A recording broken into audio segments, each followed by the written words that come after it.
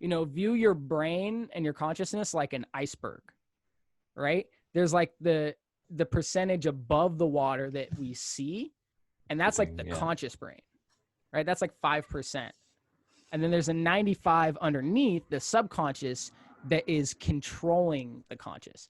That's things like what makes your heart beat. That's infinite intelligence. That's, a conversation you had 10 years ago that made you have a certain perspective on something that changes how you look at something when you're receiving it, right? Things like that, right? And that will determine the direction of your iceberg. Like the motion of the iceberg underneath the surface is going to determine where the conscious is headed, right? So the subconscious underneath, we want to make sure we're pointing it in the right direction. And how do we influence the subconscious? Well, we influence the subconscious through emotion, right?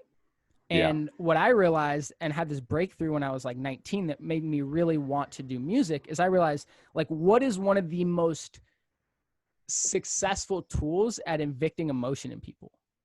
Music. Wow. Right? So if music is literally like you press play and you have a feeling and an emotion when you hear that. Well, that is a tool to literally reprogram someone's subconscious brain.